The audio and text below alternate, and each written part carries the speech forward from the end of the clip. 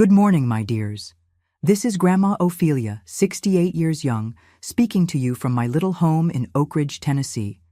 This gentle breeze from the river is such a blessing in this terrible heat. Today I'm here to share a story I've kept bottled up for more than 50 years. A story of pain and abandonment, but also of overcoming and, ultimately, forgiveness. Before I begin this difficult journey, I'd like to ask a small favor from my heart. Please subscribe to Grandma's channel, hit that like button, it costs nothing, and tell me in the comments which corner of America you're watching from. Also, comment about your relationship with your parents. You'll discover mine today. I was born in 1957, in a simple wooden house by the river in Oak Ridge. I never knew my father. When I was very young, my mother Kathy said he had traveled far away and would return someday. Later, when I was about 7, she finally told me he had died of a rare throat cancer before I was even born. I didn't even have a photo of him. Nothing. It was as if a part of my story had been torn away before it even began. My mother. Oh, my mother. It's hard to talk about her without my heart feeling tight. Kathy was a beautiful woman who turned heads wherever she went with that long black hair and the way she swayed when she walked. But it was an empty beauty, without warmth. I never felt a mother's love from her. No caress at bedtime, no comfort when I fell and hurt my knee, no words of pride when I showed her a drawing I had made at school. "Ophelia, stop being so clingy. You're like a tick," she would say when I tried to hug her. We lived alone until I was 13. She worked as a saleswoman in a clothing store downtown, earned little, complained a lot. At night, she often left all dressed up and only returned at dawn, smelling of whiskey and cheap perfume. I stayed home alone, afraid of the night noises, curling up under the thin sheet, praying for her to return soon. The house was always my responsibility. From the age of 8, I was already cooking, washing clothes, sweeping, mopping the floor. If I didn't do it right, I'd get quite a lecture. "You can't even take care of a house, Ophelia. What will happen when you grow up? No man will want someone so useless." That's how it was. I grew up hearing that I was worthless, that I was trouble, that I was a burden. A child shouldn't hear these things, but I heard them every blessed day. At school, I was the quiet girl, the one who sat in the back and didn't raise her hand even when I knew the answer. I didn't have real friends. The other children had parents who came to pick them up, brought homemade lunches, got kisses on the forehead before entering the gate. I went back and forth alone, with a dry cookie in my pocket if I was lucky. I think that's why I became so attached to Mrs. Jenkins, my 3rd grade teacher. She noticed something was wrong, gave me extra attention, sometimes even gave me a piece of her own lunch. "You're smart, Ophelia. Don't let anyone convince you otherwise," she would tell me. For a while, those words were the only good thing I heard about myself. I kept them deep in my heart, like someone keeping a precious little seed, waiting for the day to plant it. Life was already difficult, but it got much worse when Alan showed up. I was 13 when my mother brought him home for the first time. He was tall, strong, with a perpetually unshaven beard and a cigarette smell that permeated everything around him. He worked as a security guard at a nightclub, had large, calloused hands, and a way of looking that gave me chills. "This is Alan, my daughter. He's going to live with us now," my mother announced, without even asking what I thought. At first, he even tried to be nice. He'd bring a sweet treat occasionally, ask about school, compliment the food I made. But soon, the mask fell off. It started with complaints about the house not being clean the way he liked, then about the food being bland, then about me existing in the same space as him. "This girl just sits there, taking up space and eating what she doesn't help buy," he would say to my mother, as if I wasn't right there hearing everything. And the worst part, my mother agreed. She would shrug and say, "Yeah, she's old enough. She could help more." As if I didn't already do everything in that house. As if she wasn't the one spending money on new lipstick and beer on the weekend. The house, which was already sad before, became a place of fear. Alan had an explosive temper. Any little thing was reason to yell, bang on the table, break a glass. I lived walking on eggshells, trying to be invisible, doing everything perfectly so as not to give him reason to get irritated. Once, he came home drunk and found a dirty glass I had forgotten in the sink. He took the glass and threw it against the wall, shattering it. Then he pointed his finger in my face. "Next time you leave the house untidy, the glass goes at your head, understood?" My mother, who was sitting right there in the living room, didn't even look up from the magazine she was flipping through. It was as if this was normal, as if threatening a 13-year-old girl was the most natural thing in the world. That night, I cried quietly on my thin mattress laid out on the floor of the little back room. I didn't understand why my mother didn't defend me, why she allowed that man, who wasn't even my father, to treat me that way. Didn't she love me even a little bit? Was I so bad that I didn't even deserve protection? It was during this time that I began to take refuge in Mrs. Sullivan's small flower shop, an elderly lady who lived 2 streets down from our house. It was a little corner of peace in that hostile world. Mrs. Sullivan let me help water the plants, sort seeds, make simple arrangements. In exchange, she gave me a little pocket money, and more importantly, treated me with kindness. "Girl, you have a good hand with plants. Look how beautiful this violet is since you started taking care of it," she would say, and my chest would fill with a pride I had never felt before. In Mrs. Sullivan's flower shop, I could be someone different. I wasn't useless Ophelia, the one who only caused trouble. I was Ophelia with the good hands, the one who made flowers more beautiful. For a few hours, I would forget about Alan, my cold mother, the house that felt more like a prison. But the peace didn't last long. I always had to go back home, and each day that passed, the atmosphere there got worse.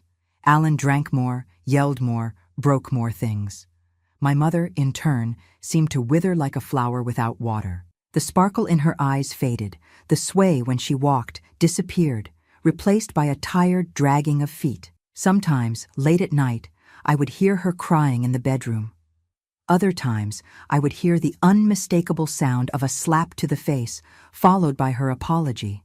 I wanted to help, but what could a skinny 13-year-old girl do against a man Alan's size? The last straw happened on a Wednesday night. I was washing the dinner dishes. My mother and Alan were still sitting at the table, him drinking whiskey straight from the bottle. My hands were trembling with nervousness. He had already complained about the food, saying the rice was undercooked, that the meat was tough. I knew I was treading on dangerous ground. That's when it happened. A plate slipped from my soapy hands and shattered on the floor. The noise seemed to echo through the entire house, and for a second, everything was silent. Then came the sound of the chair being violently pushed back. "You worthless brat!" Alan came to me in 3 wide strides. He grabbed my hair and pulled my head back, forcing me to look into his eyes. Bloodshot eyes, red with rage and alcohol. "If you break one more thing in this house, you'll get the worst beating of your life. You hear me, you little tramp?" Tears were streaming down my face, but I couldn't make a sound. Fear had frozen my voice. I looked at my mother, silently begging for help. You know what she did? She gave a nervous little laugh and said, "She is clumsy, just like her father was." It was the only time I heard her compare anything about me to my father. And it was to humiliate me, to agree with the monster who was pulling my hair until my scalp burned. Alan let me go with a shove that made me hit my back against the sink. He went back to the table, grabbed the whiskey bottle, and went out to the porch, muttering about kids who only cause trouble and should have gotten rid of her a long time ago. I finished washing the dishes with trembling hands, and my heart beating so hard it felt like it was going to come out of my mouth. That night, lying on my mattress, I made a promise to myself. One day I would leave that house. One day I would be free. One day I would find people who would treat me with love, with respect. What I didn't know was that this one day was still far away, and that before it arrived, I would go through the most terrible moment of my life. A moment that would begin with a simple wet floor and end with dirt covering my body in a shallow grave in our backyard. But that, my dears, is a story for later in the video. A story of terror, but also of courage, of how a frightened girl found within herself the strength to survive the unimaginable. The week after that incident with the broken plate was a real hell. Alan seemed to have discovered a new pleasure, terrorizing me. Every time I entered a room where he was, I felt those small eyes following me, like a predator studying prey. I began to do everything with even more care, checking 3 times before putting anything on the table, cleaning every corner of the house until it shined. My mother, who before at least pretended not to notice what was happening, now began to imitate his behavior. She complained about my messy hair, my simple clothes, the way I spoke. "Straighten that posture, girl. You look like a hunchback," she would say as I washed clothes bent over the wash basin. "And wash Alan's shirt properly, last time it was stained." It was as if a shadow had fallen over our house. What little light still existed had completely gone out. It was on a rainy Friday that everything got worse. The sky of Oak Ridge had been heavy since early morning, that kind of southern downpour that seems like it's going to swallow the world. The humidity penetrated everything. The walls, the hanging clothes, even into our bones. I had just mopped the living room floor when Alan arrived from work, soaked and in a bad mood. "What's this musty smell?" he complained as soon as he stepped inside. "It's the rain," I replied softly, already retreating to the kitchen. "Everything's wet outside." He muttered something I didn't understand and went to the bedroom to change clothes. I took the opportunity to finish cleaning the hallway that led to the bedrooms, quickly passing the wet mop. I was in a hurry, wanting to finish before he returned. Perhaps that's why I didn't wring the mop properly, leaving the floor wetter than it should have been. Sure enough, Alan came out of the bedroom stepping firmly, as he always did, and as soon as he put his foot in the hallway, he slipped. He didn't fall completely. He supported himself against the wall, but it was enough to awaken that fury I knew so well. "You imbecile! Want to kill me?" he shouted, his face red with anger.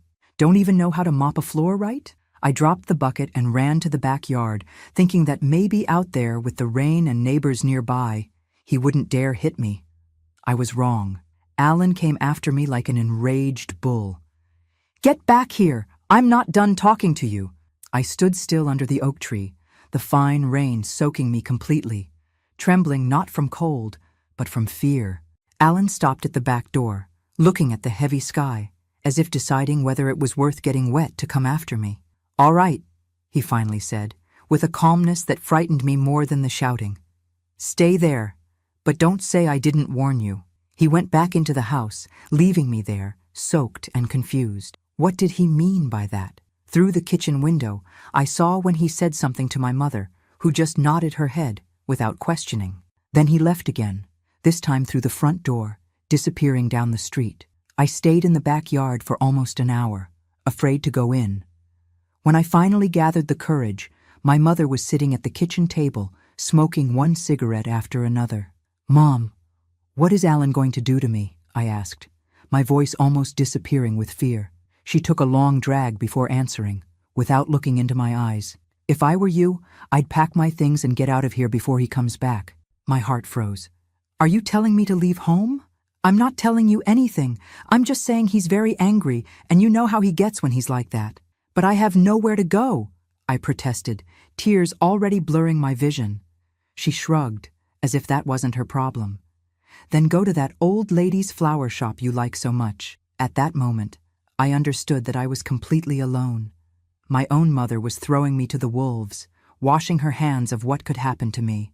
I ran to my little room, grabbed my school backpack, and put in the few important things I had. A change of clothes, my class photo, a holy card of the Virgin Mary that I got from Mrs. Sullivan. I was about to leave through the back door when I heard the noise of Alan's pickup truck parking in front of the house. I froze. It was too late. Through the window, I saw him get out of the car carrying something long and heavy. It took me a few seconds to understand what it was. A shovel. A big shovel for digging holes. The terror I felt at that moment is indescribable. My legs went weak, my stomach turned, my mouth went dry. Why had he brought a shovel? What was he planning to do? I hid under the kitchen table, as I used to do when I was younger, and afraid of storms. I heard when he came in, slamming the door hard. "Where is she?" he asked my mother. "In her room, I think." His heavy footsteps approached, and soon his legs appeared in my field of vision. He bent down, his face appearing under the tablecloth, a wicked smile on his lips. "Found you, pest. Get out of there." Reluctantly, I crawled out of my hiding place. He grabbed my arm hard, dragging me out of the house to the backyard. The rain had increased, now falling in thick curtains. "You're going to learn to respect me," he said through his teeth, pushing me to the most remote corner of the yard, where the trees created dense shadows even during the day. That's when I saw it, a large rectangular hole, dug in the soft earth of the backyard. It looked like a grave. "No, please," I begged, trying to break free, scratching his arm with my nails. "I didn't mean to, I swear. The floor was wet because of the rain." Alan just laughed, a guttural sound that had nothing human about it. With a strong push, he threw me into the hole. I fell on my back in the wet earth, the impact knocking the air out of my lungs. Before I could recover, he jumped into the hole too. What happened in the next few minutes is something I've tried to block from my memory for decades. His large hands tearing my blouse, touching where no one should touch a 13-year-old girl. His heavy breathing in my face, the smell of whiskey and cigarettes choking me. The disgusting words whispered in my ear, promises of what he would do to me if I screamed, if I told anyone. I closed my eyes and transported myself far away from there. In my mind, I was at Mrs. Sullivan's flower shop, among the colorful flowers, the sweet smell of jasmine in the air, gentle hands teaching me how to make a beautiful arrangement. It was the only way to survive that moment, to leave my body there, but send my soul to a safe place. When he finished, he got out of the hole, panting, adjusting his belt. He looked down at me, curled up, dirty with earth and tears, and smiled. "Now you're going to stay there thinking about what you did." And then, to my absolute horror, he began to throw dirt on top of me. "Stop!" I screamed, the panic giving me strength I didn't know I had.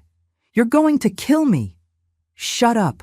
I'm not going to bury you completely or yet, just enough for you to learn your lesson." He continued throwing dirt, covering my legs, my belly. When it reached my neck, he stopped.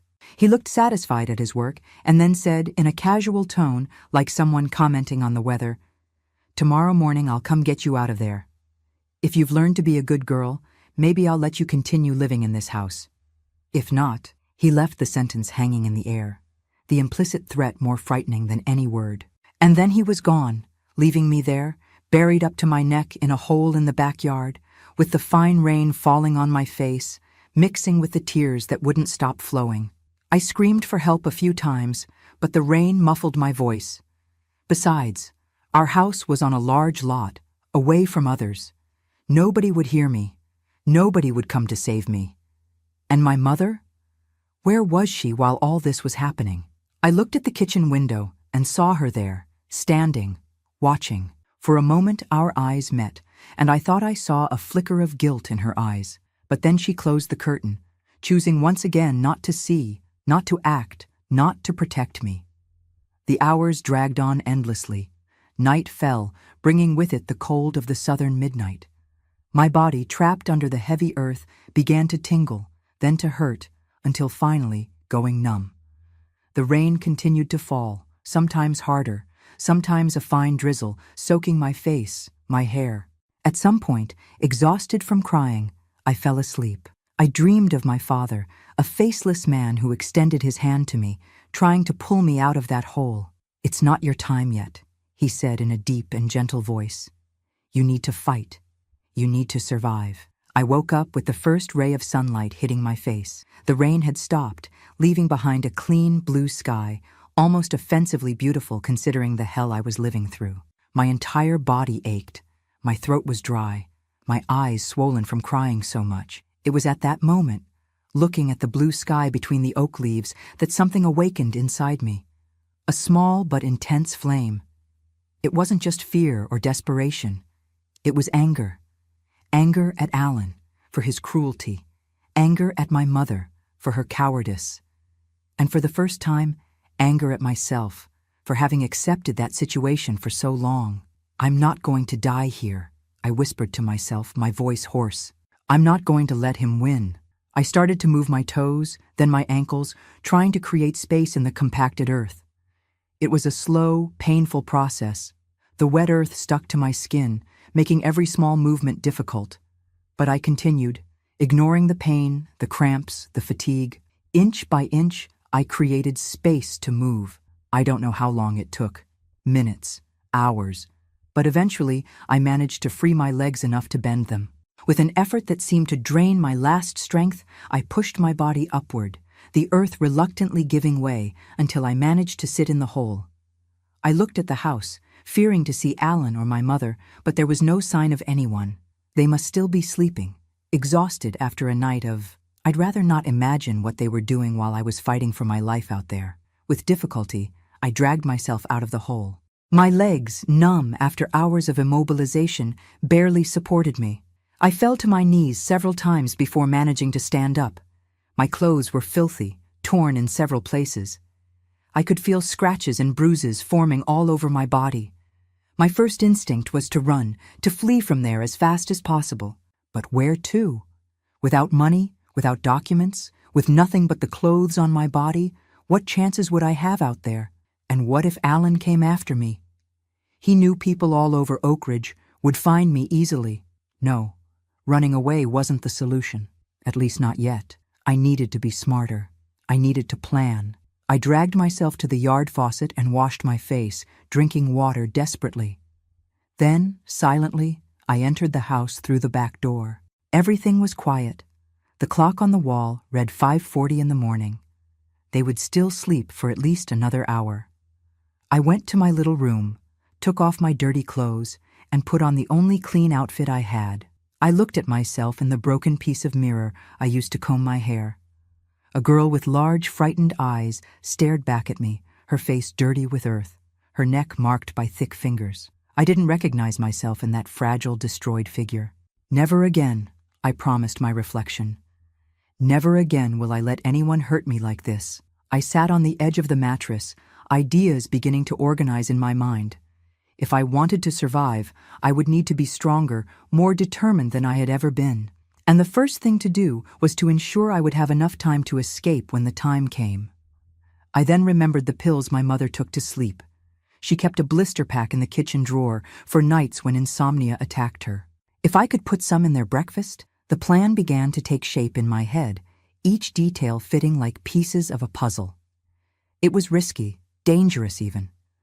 But what alternative did I have? Stay and wait for Alan's next punishment, which could very well be my death sentence. No, this would be my only chance.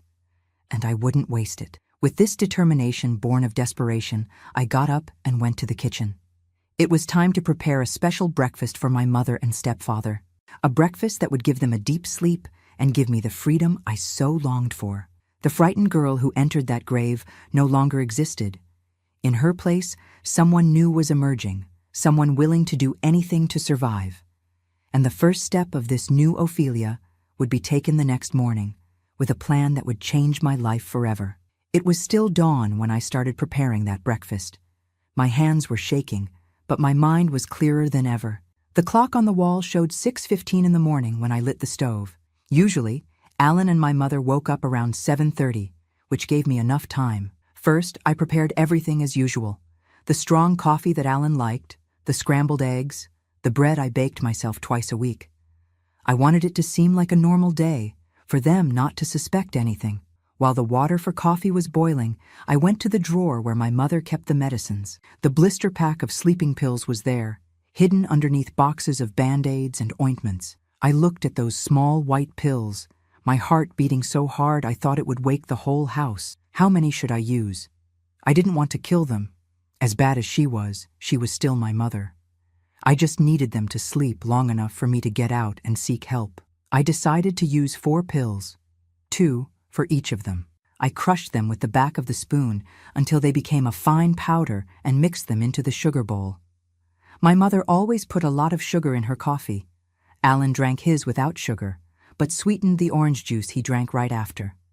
It was risky, but it was my only chance. At 7:25, I heard the noise of the shower. Alan always showered first. My mother usually stayed in bed a few more minutes before getting up. I set the table, the cups, the plates, everything perfectly arranged, as he demanded. When Alan entered the kitchen, dressed for work, I forced a smile. "Good morning. Coffee's ready." He looked at me suspiciously.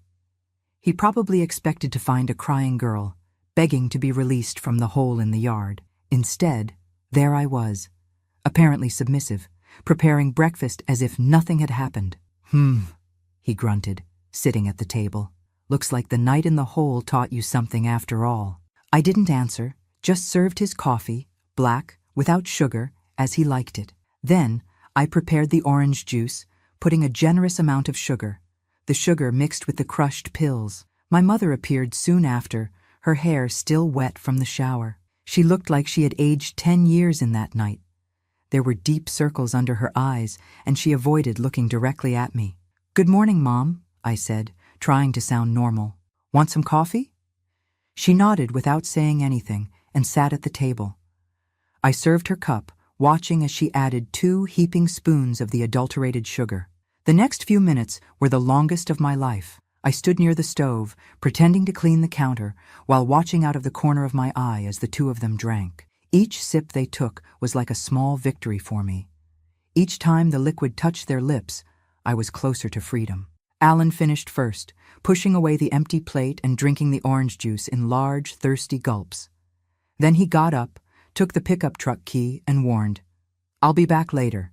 And you, young lady, better have this house spotless when I get back." I nodded obediently, avoiding his eyes. He left, slamming the door. From the noise of the engine, I realized that the pickup didn't start on the first try. He tried again, cursing loudly. On the third attempt, the engine finally sputtered to life, and he departed. I was left alone with my mother, who was now washing her cup in the sink. Her hands seemed heavy, her movements slow. The medicine was already beginning to take effect. "I'm going to lie down for a bit," she said, her voice dragging. "I'm feeling strange." "Okay, Mom, get some rest." She staggered to the bedroom, and I waited, counting the minutes. 10 minutes later, I went there and found her sleeping deeply, her breathing heavy and regular. I tested by calling her name, then gently shaking her shoulder. Nothing. She was completely out. Now was my chance. But before I could leave, I heard the noise of the pickup returning. My blood froze. Why was Alan back so soon? I ran to the living room window and saw when he parked haphazardly, almost hitting the fence. He got out of the car, staggering, his face red, his eyes half closed. The medicine had taken effect faster than I imagined. He probably hadn't managed to get very far before he started feeling sleepy. I hid behind the door when he entered, tripping over his own feet. "What the hell?" he muttered, holding onto the wall to avoid falling. I'm feeling sick." He dragged himself to the couch and collapsed right there without even taking off his shoes. In seconds, he was snoring loudly, completely unconscious. I stood still, hardly believing my luck. They were both sleeping deeply, and I was free to leave. But where to go? Who to ask for help? The answer came immediately. The police station. I had to go to the police station and tell them everything, about the abuse, about the hole in the yard, about how my mother allowed it all. I ran to my room and grabbed the small backpack I had already prepared the night before. I added the birth certificate I found in my mother's drawer, the only document that proved who I was. I had no money, but I knew the police station was less than a half-hour walk from downtown. Before leaving, I did one more thing. I took the old camera that belonged to my mother. She rarely used it, kept it as a memento of better times. There was a half-used film still inside. I took the camera to the backyard and took photos of the hole where I spent the night. Then, I took photos of the bruises on my neck, the finger marks on my arms. I needed evidence, in case nobody believed my story. When I finally left that house, the sun was already high in the sky. I walked quickly through the dirt roads of Oak Ridge, avoiding acquaintances, afraid that someone would stop me, send me back. The town was small. Everyone knew each other. If someone warned Alan that they saw me walking alone toward downtown, the police station was a small building, yellowed by time, with a faded sign in front. I entered timidly, clutching the backpack strap against my chest as if it were a shield. Inside, there was a police officer sitting behind a desk, filling out papers. He looked up when I entered, and his eyebrows rose when he saw my condition. Even having washed myself, I still had dirt marks on my neck, visible scratches on my arms, a bruise beginning to appear on my cheek. "What happened to you, girl?" he asked, standing up. The words caught in my throat. Now that I was there, face to face with an authority, the fear returned with full force. What if Alan found out? What if he came after me? What if nobody believed me? Miss, the officer insisted, more gently this time. You're hurt. We can help. But you need to tell us what happened. I took a deep breath, feeling hot tears running down my face. It was now or never. My stepfather, I began, my voice trembling. He hurt me. He buried me in the yard. The officer blinked a few times, as if he hadn't understood correctly. Buried you? What do you mean? And then, like a dam breaking, the words began to pour out. I told everything, from the beginning. How Alan had appeared in our lives, how he started mistreating me, how my mother never defended me. I told about the broken plate, about the wet floor, about the hole in the yard. I told, with a voice broken by sobs, what he had done to me in that hole, before throwing dirt on me and leaving me there all night. As I spoke, more officers gathered around, listening in shocked silence. A female officer was called, and she sat beside me, holding my hand as I continued my account. When I finished, showing the photos I had taken of the hole and my injuries, the silence in the room was heavy, palpable. "Where is he now?" asked the first officer, his voice hard, contained. "At home. He and my mother are sleeping. I put sleeping pills in their coffee." One of the officers let out a low whistle of surprise. The female officer at my side squeezed my hand harder. "You're a very brave girl," she said. "You did the right thing coming here." I didn't feel brave. I felt small, scared, lost. But something in those words lit a spark inside me. Maybe I was brave after all. Maybe I was stronger than I ever imagined. "We're sending a patrol car there right away," said the officer who seemed to be the chief.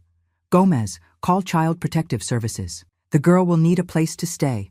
The events of the following hours blended into a blur of emotions and activities.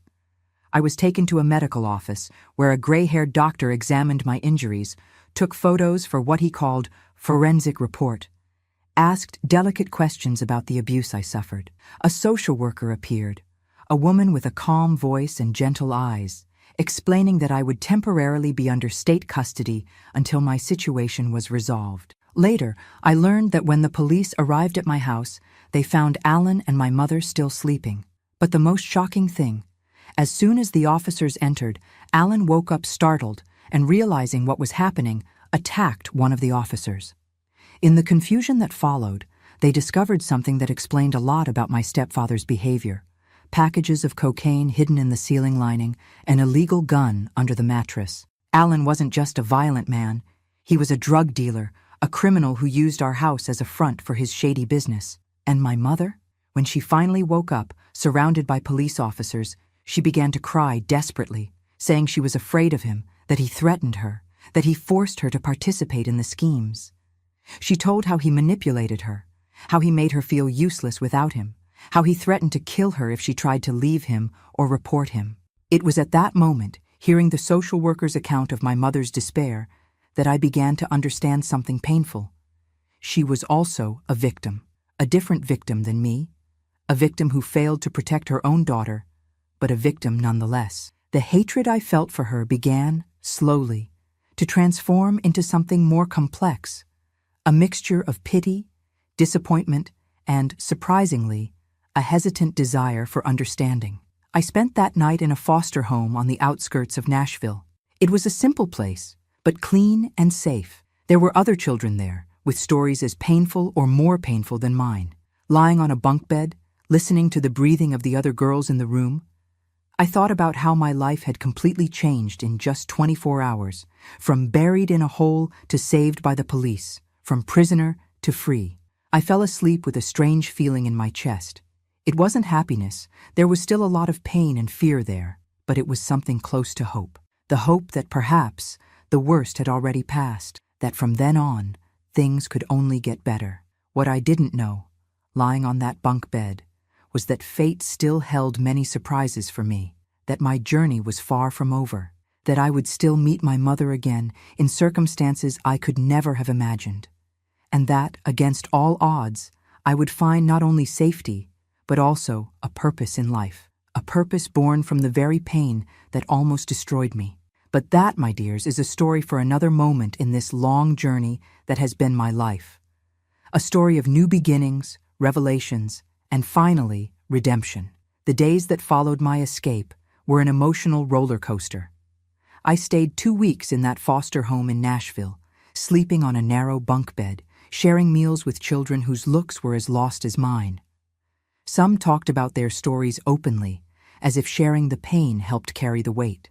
Others, like me, preferred silence, still trying to understand what had happened to our lives. The social worker, Ms. Martin, came to visit me regularly.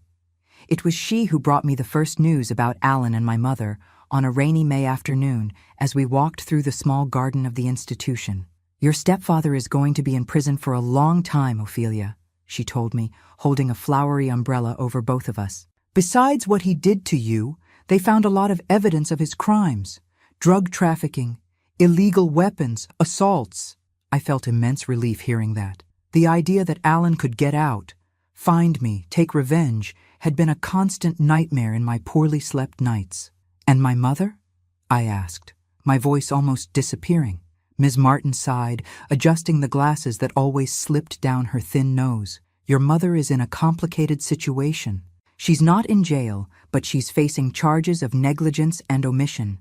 She's undergoing psychological treatment and, well, she asked to see you." I stopped walking, feeling as if the ground had disappeared beneath my feet. See my mother? After everything that happened? The woman who stood watching while I was buried alive? "I don't want to," I answered automatically. "I never want to see her again." Ms. Martin didn't insist that day, nor in the following ones, but she always brought news of how my mother was attending all therapy sessions, of how she had gotten a job at a diner, of how she was fighting to prove she could raise me adequately.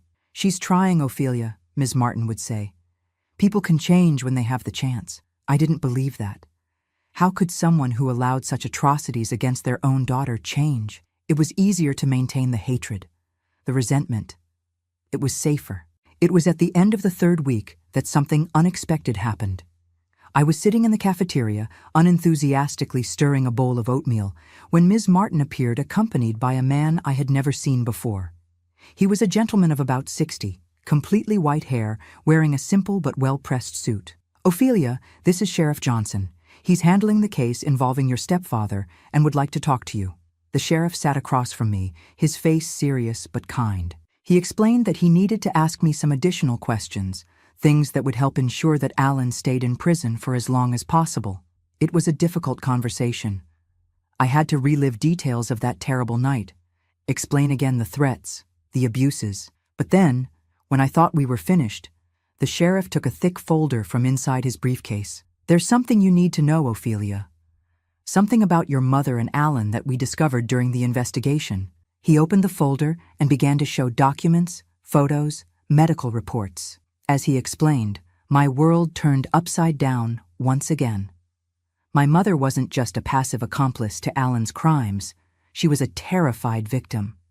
The photos showed old bruises all over her body, cigarette burn marks on her back, an arm that had been broken and poorly healed. The medical reports documented recurring visits to the health clinic, always with different excuses for the injuries. "We found this hidden in your house," said the sheriff, showing a notebook with a faded blue cover. "It's your mother's diary. She had been documenting the abuse for months, but was too afraid to report it." I leafed through that notebook with trembling hands. My mother's hurried handwriting covered page after page, reporting horrors I never imagined happened inside that house.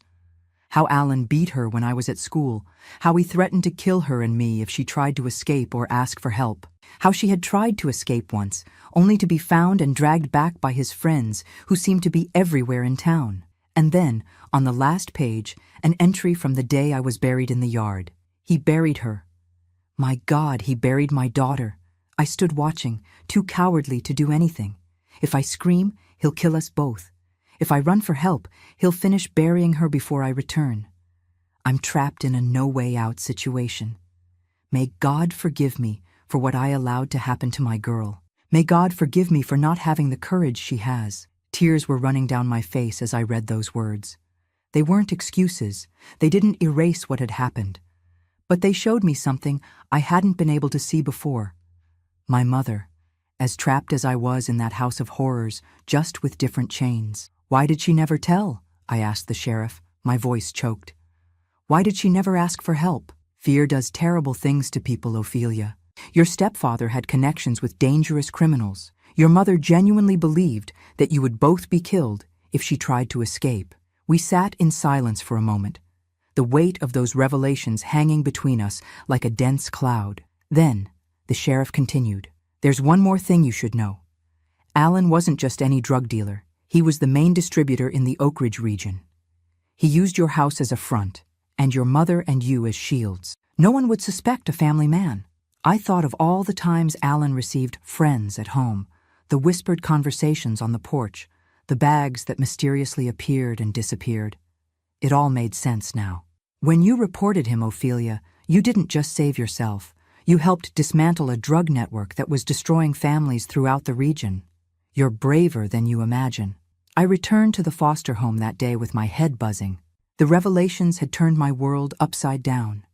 The hatred I felt for my mother was beginning to transform into something more complex, more painful, more human. It wasn't forgiveness, not yet, but it was the beginning of understanding. A week later, I finally agreed to see her. The meeting took place in a small room at the Nashville courthouse with Ms. Martin present as a supervisor. When my mother entered, I almost didn't recognize her. She was thinner, her face marked by deep circles under her eyes, her hair without its former shine.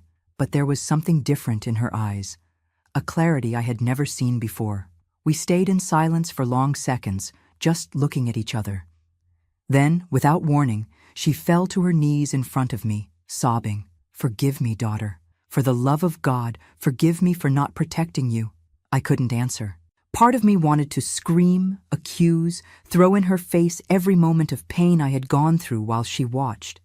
Another part just wanted to hug her and cry together, two survivors of the same shipwreck. What I did in the end was extend my hand and touch her shoulder.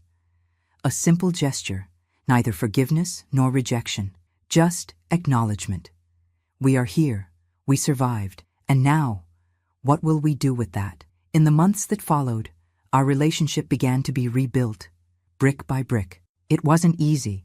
There were days when the anger returned with full force, when I refused to take her calls or attend supervised meetings. There were days when she also retreated, overwhelmed by guilt, by shame. But there were also moments of genuine connection, like when she brought an old photo album and showed me for the first time a photo of my father. A thin man, with a shy smile, holding a guitar. "He played at town parties," she told me. "That's how we met. He died before knowing you existed, but he would have loved you so much, Ophelia." Or when I confessed that I dreamed of finishing my studies, maybe even going to college one day, and saw a genuine sparkle of pride in her eyes. "You were always the smart one in the family," she said. "You'll achieve anything you want in life." After 6 months of intensive psychological treatment, supervised visits, and constant evaluations from the Child Welfare Board, my mother finally received authorization to take me back home. Not to the same house where the horrors happened. That one had been sold to pay for lawyers and debts left by Alan. It was a new place, a tiny apartment in a housing project on the outskirts of Nashville. 2 cramped rooms, simple furniture donated by charities. But it was ours, and more importantly, it was safe. "We're going to start over," my mother promised on the day I moved in.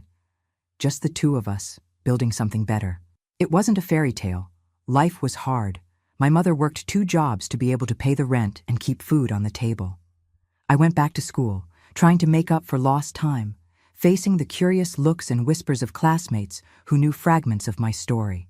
At night, I still had nightmares about the hole in the yard, about large hands holding me, about dirt covering my face. Sometimes I woke up screaming, and my mother would come running, hold me until the images dissipated. She also had her own demons. Sometimes I caught her crying silently while washing dishes or folding clothes.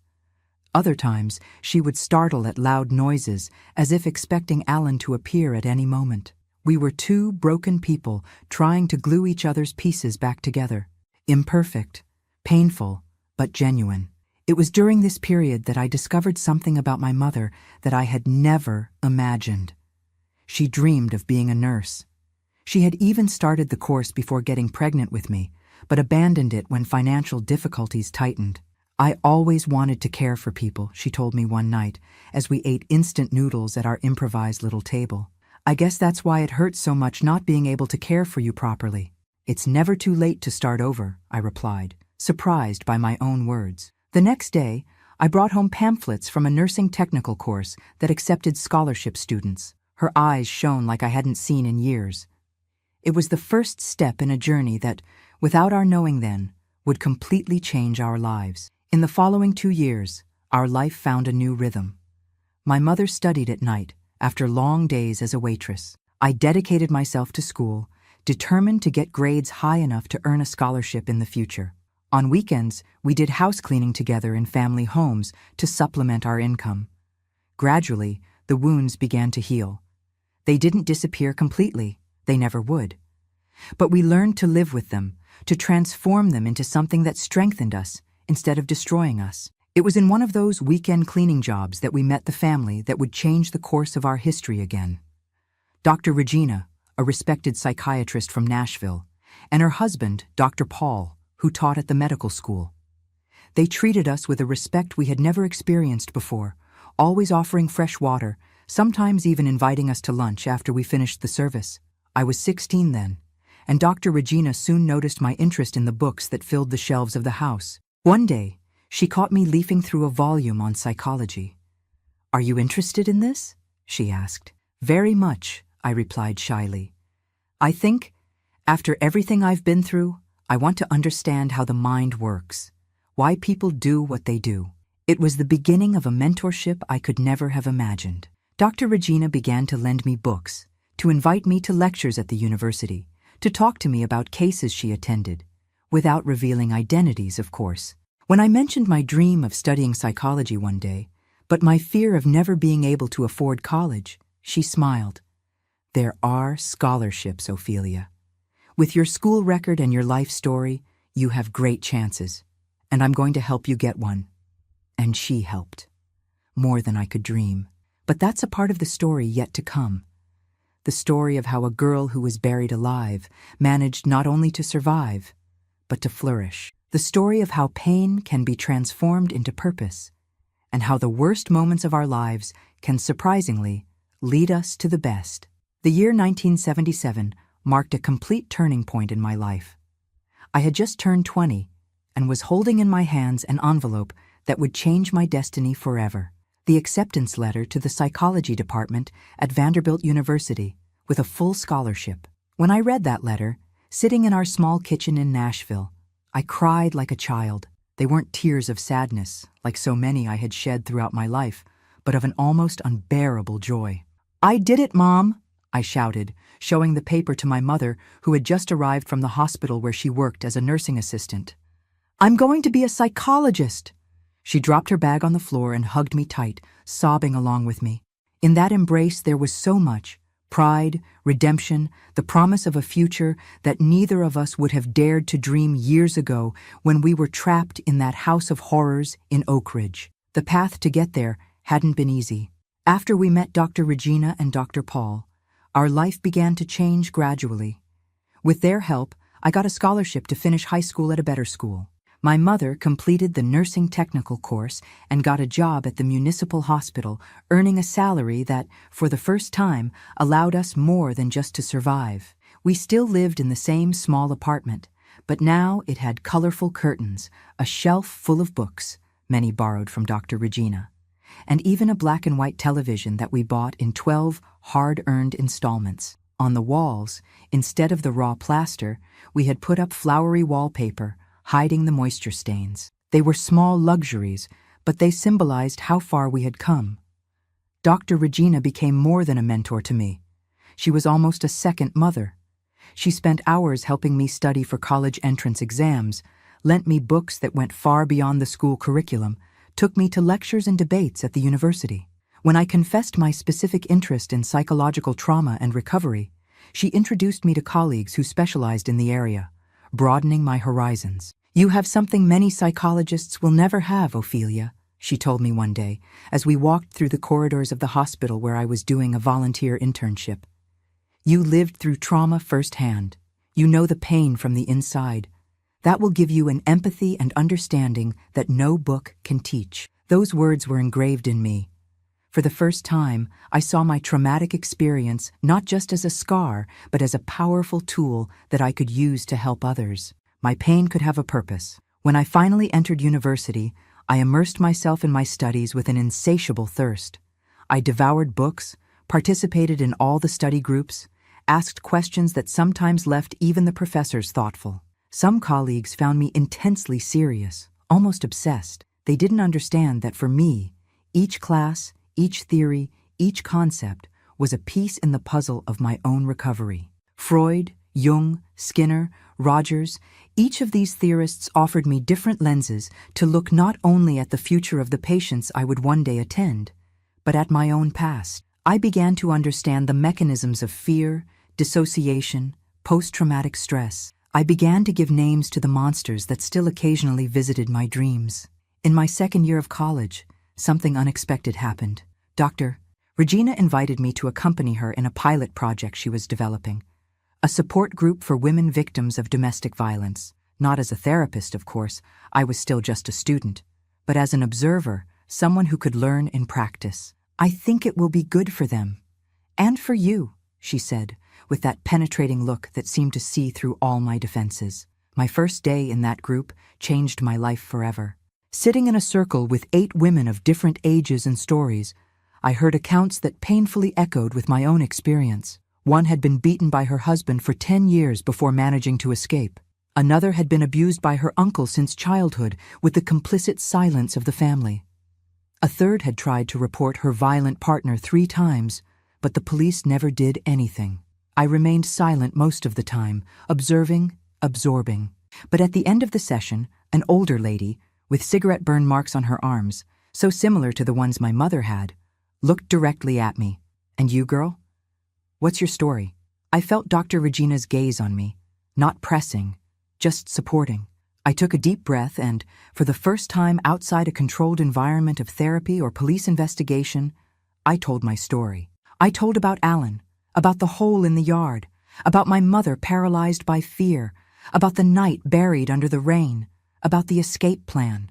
When I finished, the silence in the room was dense, almost palpable. Then, one by one, those women stood up and hugged me. There was no pity in their eyes. There was recognition, solidarity, the deep connection of those who know the same pain. You survived, said the lady with the burns, holding my hands between hers. And you're here, studying, rebuilding yourself. It gives me hope that my granddaughter can also have a future, even after everything she saw in that house. I left that session transformed. Dr. Regina, with her silent wisdom, knew exactly what she was doing by taking me there. It wasn't just for me to learn. It was for me to realize that my story, as painful as it was, could be a light for other women in similar situations. From that day on, my path in psychology became clear. I would be a therapist specializing in trauma, focusing especially on women and children victims of violence. Every course, every internship, every reading I did from then on was directed toward that goal. In my last year of college, I met Charles, a psychiatry student who attended some interdisciplinary seminars that I also took. He was a quiet young man, with gentle eyes and always clean hands. Something I immediately noticed, perhaps because of the contrast with Alan's hands, always dirty with earth and grease. Charles had a sharp intelligence, but also a rare sensitivity among the men I had known. Our friendship began with discussions about clinical cases, debates about therapeutic approaches, exchanges of articles and books. Gradually, it transformed into something more. It took me time to trust, to lower the walls I had built around my heart. But Charles was patient, respecting my time, my limits, never pressuring me. When I finally told him my whole story on a starry night by the Cumberland River, he showed no horror, disgust, or pity, reactions I so feared. Instead, he held my hand and simply said, "Thank you for trusting me with this. You are the strongest person I've ever known." It was at that moment that I knew I could love him. Not with the desperate and dependent love I saw in so many traumatized women, but with an adult, conscious, chosen love. We graduated in the same year. I in psychology, he in medicine, already directed toward a residency in psychiatry. 2 years later, we married in a simple ceremony in the flower-filled backyard of Dr. Regina and Dr. Paul's house, who had become a second family for both of us. My mother, now a trained and respected nurse at the hospital where she worked, cried throughout the entire ceremony. It was a different crying than I knew, not of pain or fear, but of a deep joy, perhaps mixed with relief. Her daughter, whom she once failed to protect, was now building a full life with a good man by her side. Our life together began modestly, but full of purpose. Charles started his residency in psychiatry. I got a position at an NGO that worked with women in vulnerable situations. The salary was low, but the work fulfilled me in a way that nothing else could. In 1983, at 26, I defended my master's in clinical psychology with a dissertation on resilience in survivors of severe trauma. The examining board, composed of renowned professors, was impressed with the depth of the work, not knowing that much of what I wrote came not only from academic research, but from my own healing journey. It was in that same year that I discovered I was pregnant with our first child. The news brought joy, but also a fear I hadn't expected to feel. Would I be able to protect this child? Would I know how to be a good mother, having had such a flawed example? What if the traumas of my past affected my ability to mother? Charles, with his usual calmness, helped me navigate through these fears. We started couple therapy, not because we were having problems, but as preparation for parenthood.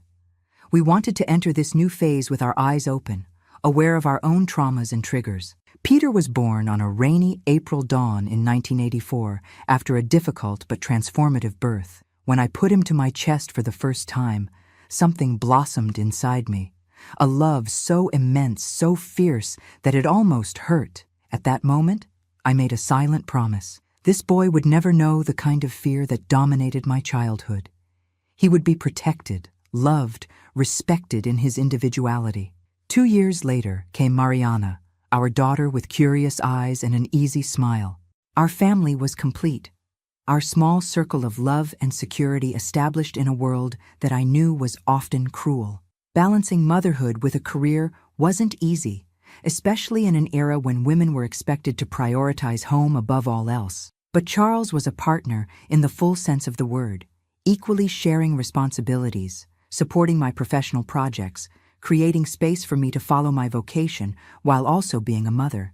In 1990, with the children already in school, I took the step I had dreamed of for so long. I opened my own clinic, specializing in psychological trauma, with a special focus on women and children, victims of violence. It started small, just me and a colleague from the NGO where I had worked, in a rented room in downtown Nashville. The differential of our approach was that we never charged women who couldn't pay. We established a system where patients with greater purchasing power subsidized the treatment of the less favored.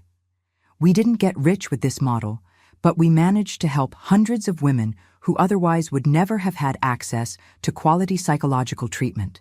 It was in this clinic that I developed what would later be known as the Ophelia method, a specific therapeutic approach for complex trauma, combining techniques from different psychological schools with practices that I myself developed from my personal and professional experience. The work grew, gained recognition. I began to be invited to give lectures, workshops, trainings for mental health professionals. I wrote articles, then a book that became a reference in the field. The girl who was once buried alive in a backyard in Oak Ridge was now a respected authority in the treatment of psychological trauma. But professional recognition, as gratifying as it was never what mattered most to me. What really moved me were the eyes of the women we attended, seeing them go from paralyzing fear to cautious hope, and finally, to renewed strength. It was witnessing their journeys from victims to survivors, and finally, to whole people, rediscovering their own voice, their own power. While our clinic was growing, my mother faced her own challenges. In 1995, she began to show the first signs of something we didn't immediately understand: forgetfulness, confusion, mood changes. For a few months, we attributed it to work stress, to advancing age. But when she forgot how to get back home after visiting my house, a path she took almost weekly, We knew it was something more serious. The diagnosis came as a blow. Early onset Alzheimer's. She was only 58 years old. The doctors explained that it was a rare, genetic form, probably inherited from her father's side of the family. That side I barely knew, of a father I never had the chance to meet. The fear in her eyes when she received the news reminded me of the frightened girl I once was. "I don't want to forget you, daughter," she whispered, holding my hand tightly. "I don't want to forget everything we've achieved together." In the following years, our roles reversed. I, who was once the daughter she couldn't protect, now became the caregiver she desperately needed. Charles, always my safe harbor, reorganized our life to accommodate this new reality. We adapted our house, hired caregivers for the periods when we were working, created routines that helped reduce her confusion. It was a painful journey, seeing her gradually lose memories, skills, the very essence of who she was. But they were also years of a deep connection we had never experienced before. In moments of lucidity, we talked about the past, not just about the horrors we lived through, but also about the small joys we managed to find even in the darkest times. "Remember that time you made a cake with what was in the pantry, and it turned out so hard we used it as a doorstop?" She would laugh, her eyes momentarily clearing. "Or when we got that stray kitten and hid it from Alan for 3 whole weeks. These shared memories, even the simplest ones, helped heal old wounds we didn't even know were still open. It was as if, facing the threat of losing all memories, we could finally look at the past with a new perspective, seeing not just the pain, but also the resilience, the moments of connection that survived despite everything." My mother passed away in 2004 on a quiet Sunday afternoon. She was sitting on the porch of our house, watching my children, her grandchildren, playing in the garden. Suddenly, she smiled, extended her hand as if greeting someone only she could see, and closed her eyes for the last time. The doctors said it was an aneurysm, quick and painless. I like to think that, in the last moment, she might have seen my father coming to get her, that man with the guitar I never knew, but whose blood runs in my veins. Her loss left an immense void, but also a strange feeling of completeness. Our circle had closed. The mother who couldn't protect me as a child had received my protection in her final years. We had, somehow, healed each other. Today, at 68, I look back and see a life I could never have imagined on that terrible night in the rain-soaked backyard of Oak Ridge. I have 2 wonderful children, both health professionals. Peter followed his father's footsteps in psychiatry. Mariana became a social worker. I have 4 grandchildren who grow up in an environment of love and respect, who will never know the kind of fear that dominated my childhood. The clinic I founded more than 30 years ago is now a national reference center in trauma treatment, with branches in 3 state capitals. The Ophelia method is taught in universities, applied in public mental health programs. I've trained hundreds of therapists who now spread this work across the entire country. I still see some patients, women with particularly difficult stories who are referred to me by colleagues. To each of them, I tell a little about my own journey, not as a therapist, but as a survivor. Because I know that sometimes what we most need to hear when we're at rock bottom is that someone has been there before and managed to get out. And that's why, my dears, I decided to share my story with you today. Because I know that among the thousands of people watching this video, there is someone who is going through their own particular hell. Someone who thinks there is no way out, that the pain is too great to bear, that the scars are too deep to heal. To that person, I want to say, you are stronger than you imagine. The darkness is not forever. There is a way out, however impossible it may seem right now. I know, because I walked that path, step by step, day after day, from the grave in the backyard to the classroom, from terror to healing, from victim to healer. If my story touched your heart in any way, please leave your like, subscribe here to Grandparents' Tales. Each subscription helps us reach more people who need to hear stories of overcoming like mine. And if you want to comment where you're watching from, I'd love to hear from you. Always remember, your story doesn't end in the most painful chapter. There are pages not yet written, waiting for you. And in those pages, there may be more light, more love, more purpose than you ever imagined possible.